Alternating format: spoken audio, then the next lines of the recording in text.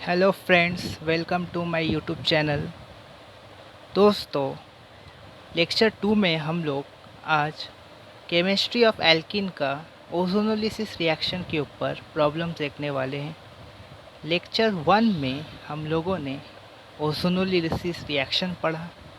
Ozonolysis reaction का mechanism देखे हम लोगों ने। ओजोनोलिसिस रिएक्शन कैसे होता है, उसका मैकेनिस्टिक पाथवे क्या है, वो मैकेनिस्टिक पाथवे को कैसे ट्रैप कर सकते हैं वो देखा हम लोगों ने। उसके बाद उसके प्रॉपर्टीज़ देखें, ओजोनोलिसिस रिएक्शन का प्रॉपर्टीज़ क्या है। उसके बाद हम लोगों ने कुछ प्रॉब्लम डिस्कस की ओजोनोलिसिस रिएक्शन का। आज और भी कुछ प्रॉब्लम्स ओजोनोलिसिस रिएक्शन का देखने वाले हैं। ये प्रॉब्लम बहुत ही इम्पॉर्टेंट है। ये प्रॉब्लम डिफरेंट कॉम्पिटिटिव एग्ज़ाम के लिए बहुत इम्पॉर्टेंट है। और भी बहुत सारे जो बीएससी ऑनर्स में जो प्रॉब्लम्स आते हैं उन सब के लिए भी ये लेक्चर बहुत ही इम्पोर्टेंट होने वाला है। तो स्टार्ट करते हैं। Suppose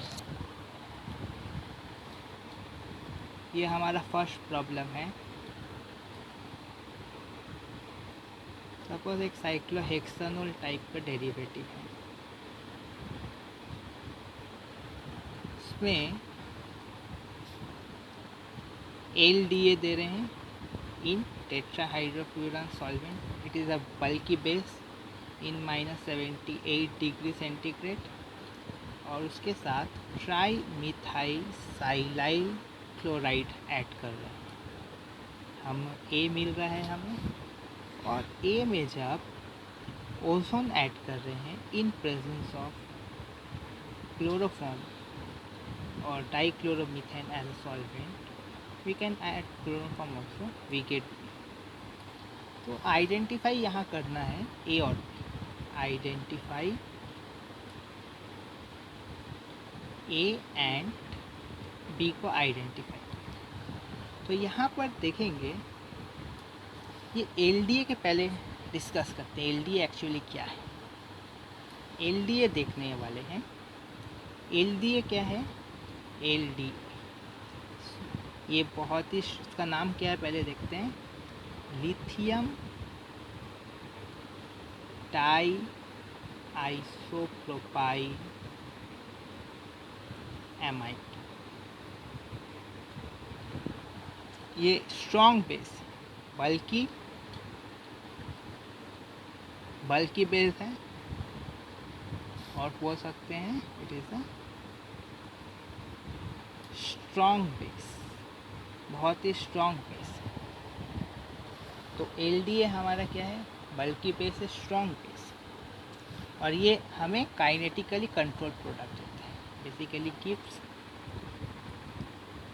kinetically control product, kinetically controlled product. तो देखते हैं, सपोज ये क्या करता है। ये जो बेस है LDA, इसका स्ट्रक्चर क्या है पहले देखेंगे।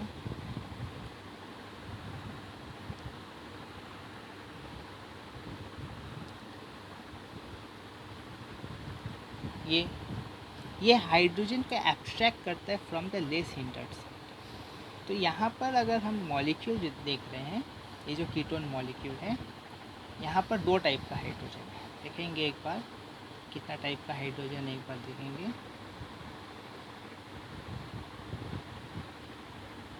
ये हुआ CH3, यहाँ पर इसका नाम HA देते हैं, और यहाँ पे एक हाइड्रोजन है, और यहाँ एक हाइड्रोजन, इसको HB। तो ये जो बल्कि बेस है LDA,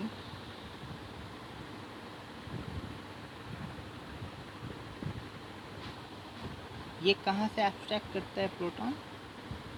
लेस हिंडर्स। ये वाला यहाँ पर अगर ये प्रोटॉन अगर एब्स्ट्रैक्ट होगा, यहाँ पर स्टेरिक क्राउडिंग बहुत ही ज़्यादा है। स्टेरिक क्राउडिंग इज मोर, और यहाँ पे क्या है? स्टेरिक क्राउडिंग लेस है। तो ये जो बल्की बेस है LDA, ये लेस हिंडर्ड साइड से प्रोटॉन एब्स्ट्रैक्ट, प्रोटॉन एब्स्ट्रैक्ट करने के बाद हमें एक इनोलेट मिलता है, इनोलेट बनेगा। ये क्या बनेगा यहाँ पे? इनोलेट।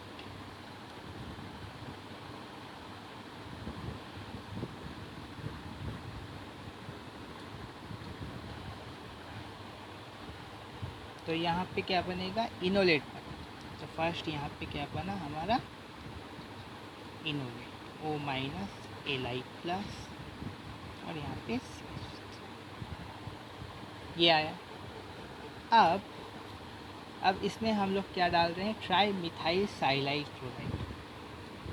ट्राई मिथाइल साइल, इसका स्ट्रक्चर क्या होगा? SiAmi, tri methyl silyl. तो ये क्या होगा? यहाँ पे SN2 टाइप रिएक्शन होगा, ये ऐसे अटैक होगा। ये हमें क्या बोलेंगे? साइलाइल एनोलेट। ये वाला लिथियम इनोलेट, इसको क्या बोलते हैं? Lithium enolate. और यहाँ पे क्या बना? वो SiAm3, और यहाँ पे वो साइलाइल एनोलेट बोल सकते हैं, वो साइलाइल एनोलेट बोल सकते हैं। तो ये हमारा क्या है? तो वी गेट ए। तो फर्स्ट यहाँ पे क्या हुआ? लिथियम LDA जो है, lithium diisopropyl amide, it is a bulky base, क्योंकि स्ट्रॉन्ग बेस है। तो क्या करता है? काइनेटिकली कंट्रोल प्रोडक्ट है। और ये कहाँ से अटैक होगा? अगर हमारे पास दो एनवायरनमेंट में हाइड्रोजन है, सपोज यहाँ पे 2 मिथाइल साइक्लोहेक्सेनोन जो हमारे मॉलिक्यूल है, यहाँ पे भी एक हाइड्रोजन था, यहाँ पर भी हाइड्रोजन। तो कौन सा हाइड्रोजन एब्स्ट्रैक्ट होगा? जहाँ पर स्टेरिक क्राउडिंग कम है। अगर ये हाइड्रोजन एब्स्ट्रैक्ट होता है, यहाँ पर स्टेरिक क्राउडिंग ज़्यादा है। यहाँ पर अगर ये हाइड्रोजन एब्स्ट्रैक्ट होगा तो यहाँ पर क्या है? स्टेरिक क्राउडिंग कम है। तो रेजियो सेलेक्टिवली कहाँ होगा? यहाँ पे। तो ये हाइड्रोजन एब्स्ट्रैक्ट होने के बाद हमें लिथियम इनोलेट बना। लिथियम इनोलेट बनने के बाद फिर जब हम ट्राई मिथाइल साइलाइल क्लोराइड दिए तो वो साइलाइल इनोलेट बोल सकते हैं। नाउ ए में अगर ये हमारे ए है,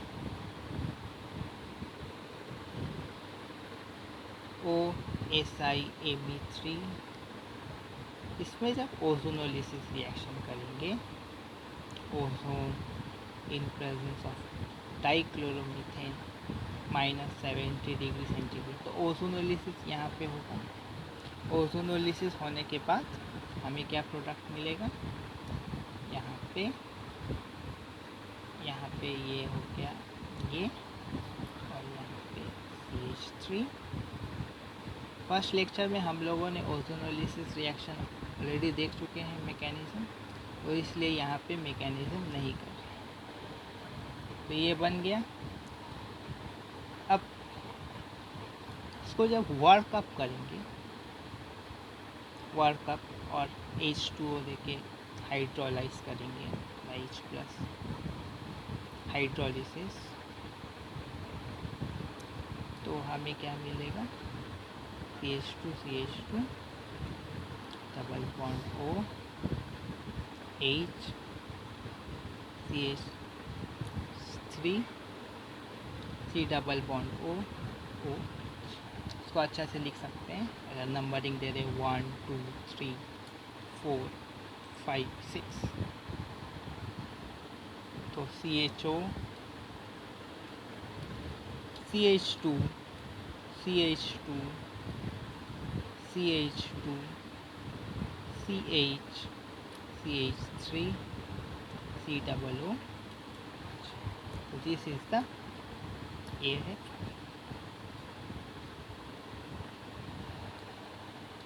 तो ये था फर्स्ट प्रॉब्लम, बहुत ही इम्पोर्टेंट है। तो ये था हमारा फर्स्ट प्रॉब्लम। तो फर्स्ट देखेंगे ये ओ साइलाइल इनोलेट है, इसको हम लोग ओ साइलाइल इनोल ईथर भी बोल सकते हैं। साइलाइल क्या होगा, साइलाइल इनोल ईथर। तो ये इंटरमीडिएट के माध्यम से ये रिएक्शन प्रोसीड हुआ है। ये हमारा फर्स्ट प्रॉब्लम। तो अब नेक्स्ट प्रॉब्लम की तरफ चलते हैं। नेक्स्ट प्रॉब्लम देखेंगे, प्रॉब्लम 2। सपोज हमारे पास ये मॉलिक्यूल,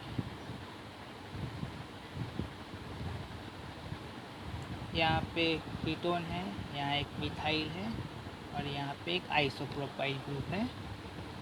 इसमें हम लोगों ने फर्स्ट LDA डाला इन THF -78 डिग्री सेंटीग्रेड, और सेकेंड डाल रहे हैं ट्राई मिथाइल साइलाइल क्लोराइड, और थर्ड में डाल रहे हैं ozone in presence of NaBH4 followed by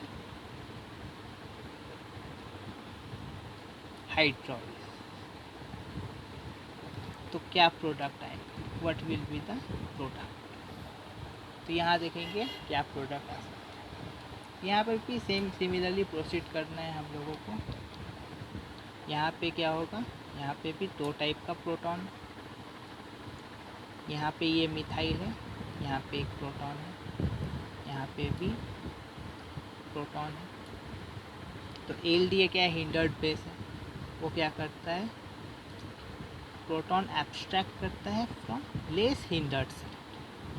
less hindered side से प्रोटॉन एब्स्ट्रैक्ट होगा और लिथियम इनोलेट फर्स्ट बनता है। तो क्या बनेगा यहाँ पे, लिथियम इनोलेट O-Li+, और यहाँ पे आइसोप्रोपाइल जैसा वैसा रहेगा, यहाँ पे CH3 और यहाँ पे इनोलेट। अब क्या होगा, अब सेकेंड में जब हम लोगों ने यहाँ पे क्या लिए, Me3 SN2 टाइप रिएक्शन होगा, ट्राईमिथाइल साइलाइल क्लोराइड। तो ये यहाँ अटैक करता है, ये यहाँ चले जाएगा। तो हमें क्या बनेगा, यहाँ पे साइलाइल एनॉल ईथर SiMe3 CH3, ये साइलाइल इनॉल ईथर बना, साइलाइल इनॉल ईथर। ये साइलाइल इनॉल ईथर में आप ओजोनोलिसिस कर रहे हैं। ओजोनोलिसिस जब करेंगे तब क्या होगा देखेंगे, in the presence of ozone.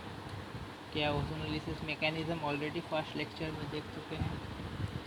तो यहाँ पे क्या बनेगा, ये बना, यहाँ पे एक आइसोप्रोपाइल है, यहाँ पे एक मिथाइल है और यहाँ पे OSiMe3। आप ozonolysis in presence of NaBH4 कर रहे हैं, तो यहाँ पे क्या होगा, रिडक्शन होगा। ये एल्डिहाइड है, ये रिड्यूस हो जाएगा अल्कोहल में। तो क्या होगा, यहाँ पे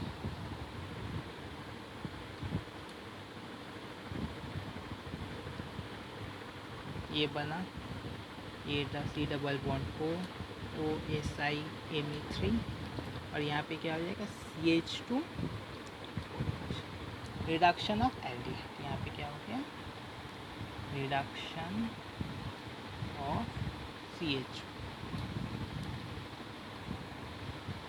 तो हमें अल्कोहल मिला CH2OH, यहाँ पे एक अल्कोहल बन गया, यहाँ पे CH2OH बन गया।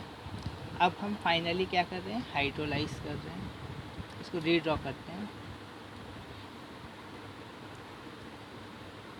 CH2OH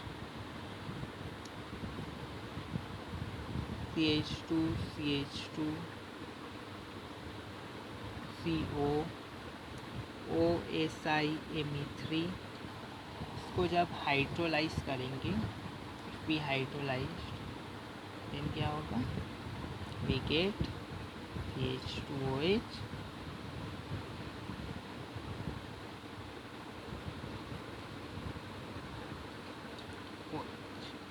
ये क्या हो जाएगा, दिस इज द फाइनल। तो फर्स्ट सिमिलरली यहाँ पे भी क्या हुआ, LDA क्योंकि बल्कि बेस है, स्ट्रॉन्ग बेस है, it captures proton from the less hinder side of this ketone, we get enolate, and then there occurs an SN2 addition, SN2 attack on the silicon center, we get silyl enol ether, followed by ozonolysis, we get this, and then if we add followed by reduction with NaBH4, we have the reduction of CHO group, and followed by hydrolysis, this will be the ultimate product. So ये था हमारा problem 2, ये था problem 2।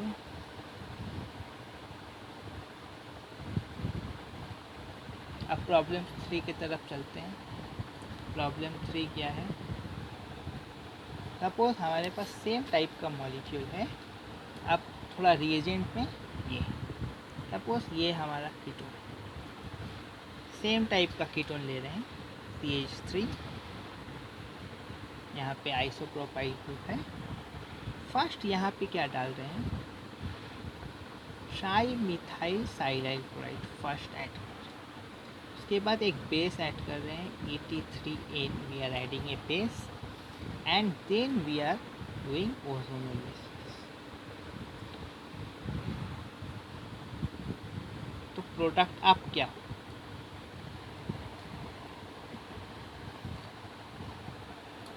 तो what will be the product, यहाँ देखेंगे।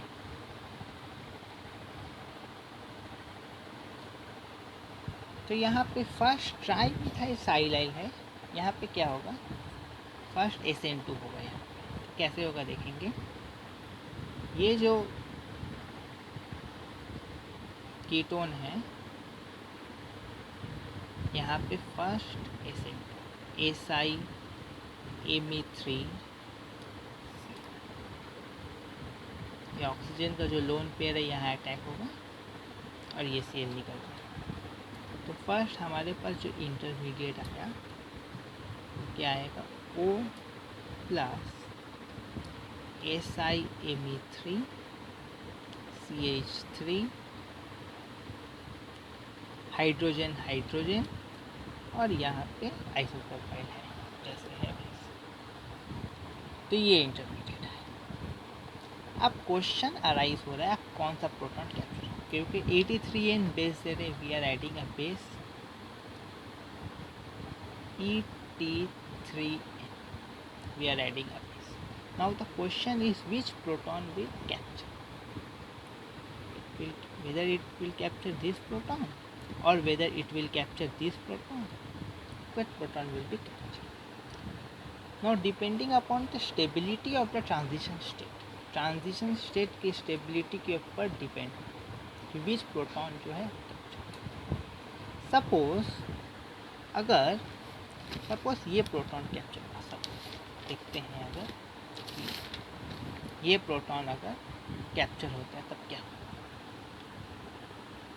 तब जो ट्रांजिशन स्टेट होगा क्या हो जाएगा, सपोज ये प्रोटॉन जो है कैप्चर, तो ट्रांजिशन स्टेट क्या आएगा देखेंगे। रीड्रॉ कर रहे हैं वो मॉलिक्यूल को, इसको रीड्रॉ करते हैं, CO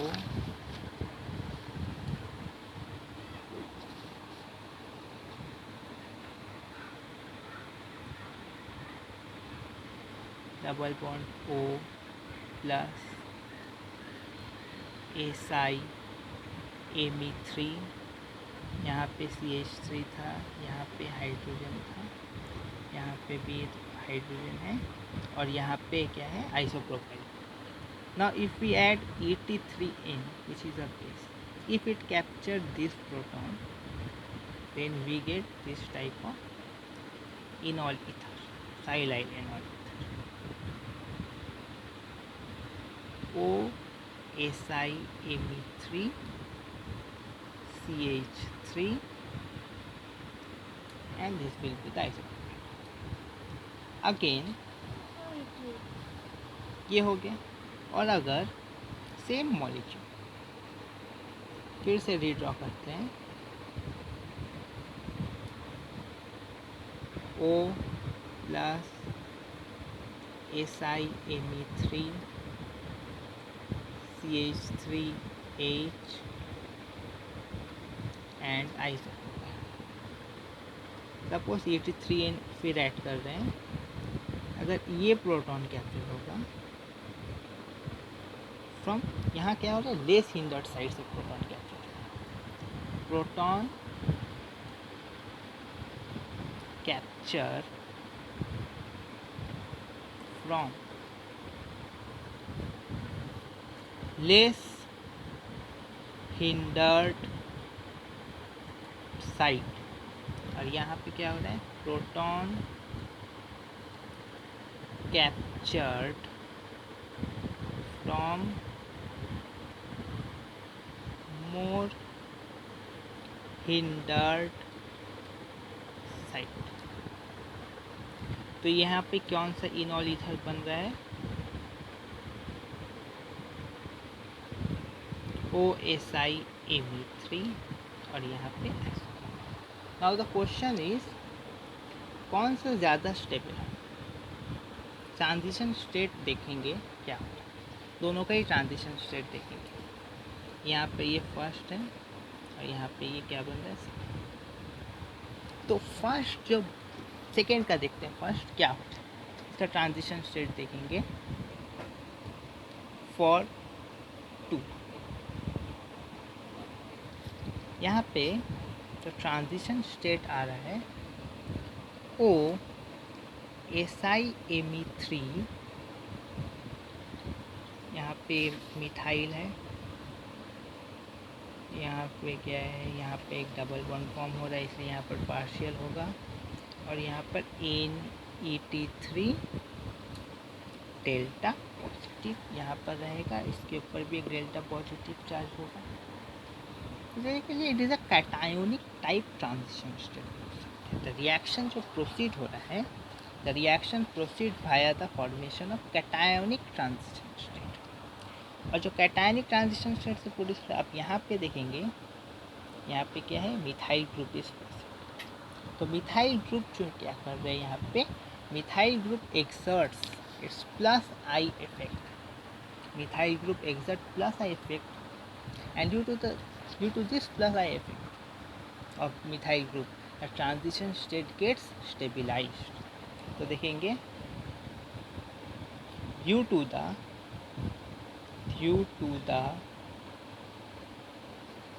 plus I effect of methyl group,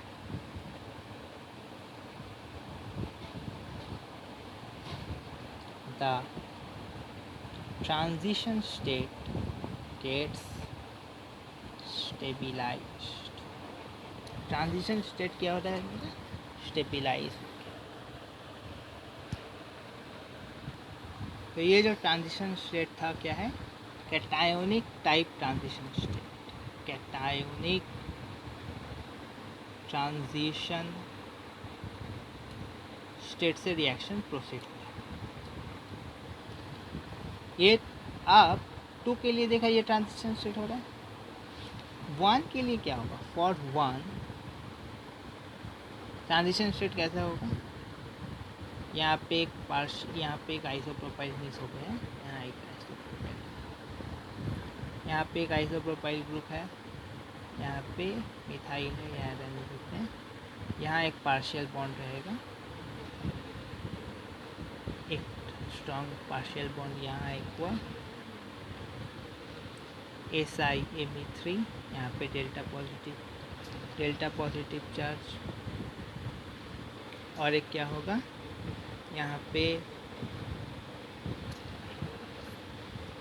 यहाँ तो हाइड्रोजन ऑलरेडी प्रेजेंट है, हाइड्रोजन, और यहाँ पे Et3A, यहाँ पे डेल्टा पॉजिटिव। तो यहाँ पे क्या हो रहा था, in this case due to the plus I effect of this methyl group cationic transition state gets stabilised, but यहाँ पे कोई स्टेबिलिटी नहीं है, this transition state is less, दिस transition state is less. तो आंसर, तो the reaction proceed via the pathway two, ये transition state से रिएक्शन प्रोसीड होगा, तो obviously this silyl enol ether, this will be the major product, और वो वाला ऊपर वाला क्या हो जाएगा, माइनस। तो this will be the major. तो यहाँ पे इनॉल ईथर जो बना, साइलाइल इनॉल ईथर, यहाँ पे क्या बना, मोर सब्स्टिट्यूटेड साइड से प्रोटॉन कैप्चर हुआ, बट प्रीवियस जो एग्जांपल देखे वहाँ पे क्या हुआ, the proton capture from the less substituted side. तो जब भी ऐसे प्रॉब्लम होता है कि हमें मोर सब्स्टिट्यूटेड साइलाइल इनॉल ईथर करना है, तो फर्स्ट ट्राइमिथाइल साइलाइल क्लोराइड डालते हैं, then we add base, we get, if there is some group present which will stabilize it, if there is some electron donating group present which can stabilize the transition state, then only the reaction proceed via this. And if there is no plus I effect donating group present, then it can occur from the less hindered side also, but due to the presence of this methyl group, the reaction proceed via the formation of more substituted silyl enol ether. The reaction proceed via the formation of more stable transition state rather from the less stable transition state. And in the cationic transition state, we have seen that the reaction, the transition state gets stabilized due to the plus I effect of the methyl group. Now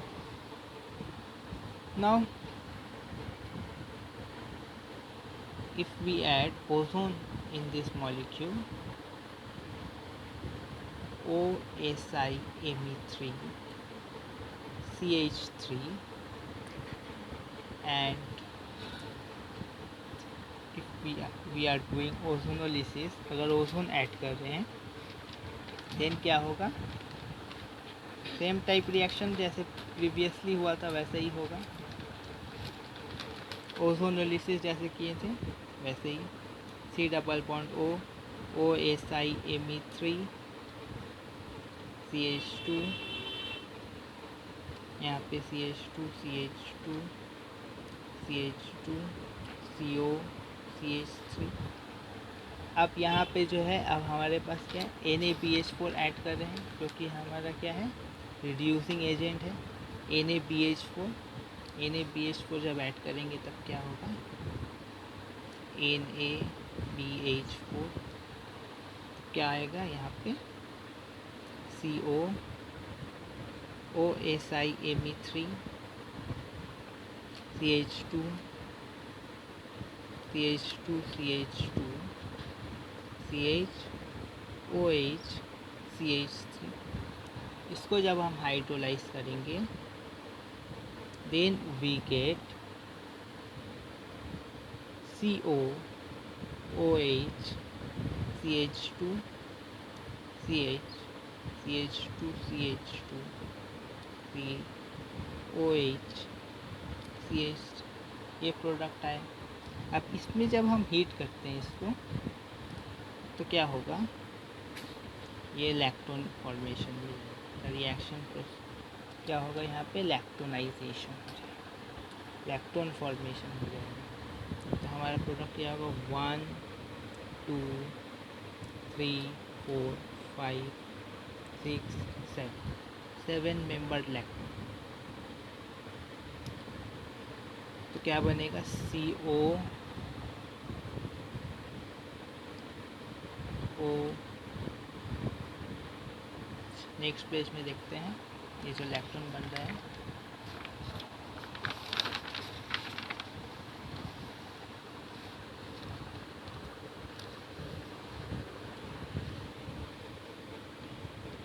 O CO CH2 क्या बना यहाँ पे O 1 1 2 3 4 5 6 7 member lactone. O CO CH2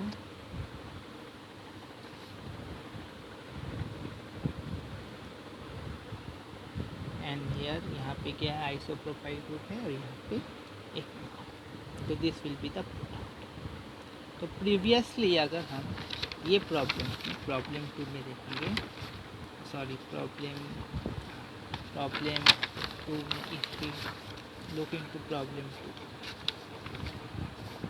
ये problem में इसको भी अगर हम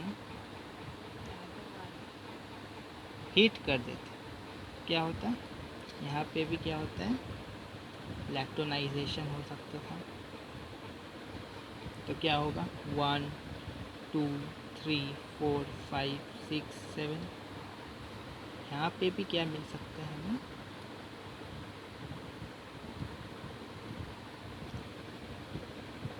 1 2 3 4 5 6 7, 1 2 3 4 6 में एक मिथाइल है और 3 में यहाँ पे आइसोप्रोपाइल, यहाँ पे भी ये प्रोडक्ट है।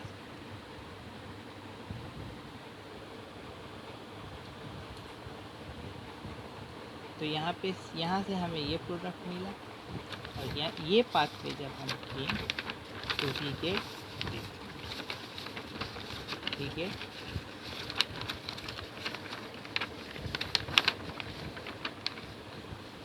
तो हमें ये this will be the product of the reaction product.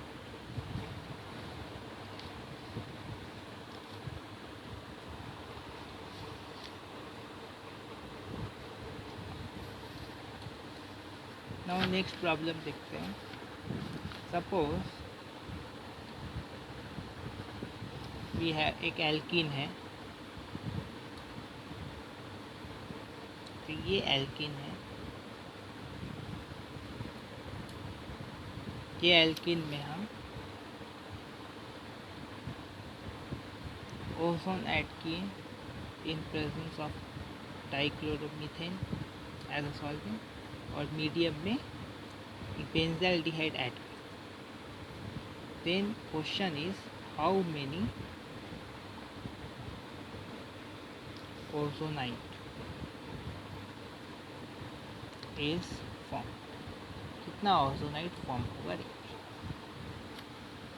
तो हमें पता है कि ओजोनोलिसिस रिएक्शन प्रोसीड होता है via the formation of molozonide intermediate, और वो मोलोजोनाइट ब्रेक होता है, उसके बाद ओजोनाइट है ना।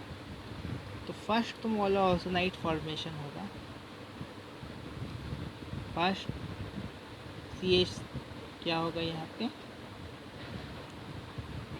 CH3 CHO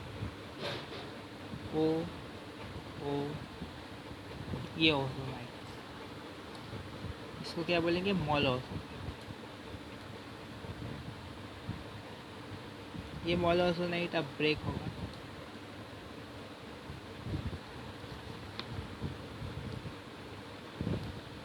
ये बना एक एल्डिहाइड, इसका नाम सपोज X देते हैं, और ये ज़्वीटर आयन जो 1,3 डाइपोल बना है, मीडियम में ऑलरेडी है अभी, ये इसको Y। और सपोज एक्सटर्नली क्या ऐड कर रहे हैं benzaldehyde, we are adding benzaldehyde, let it be set. तो क्या हो सकता है, x प्लस वाई से भी ओजोनाइट फॉर्मेशन हो सकता है और z प्लस वाई से भी ओजोनाइट फॉर्मेशन हो सकता है। अब देखेंगे x प्लस वाई से क्या फॉर्म हो रहा है। x से हमारा aldehyde, x is aldehyde plus CH3 HO negative, पता है ऐसे ही ओजोनाइट फॉर्मेशन होता है। Then we gate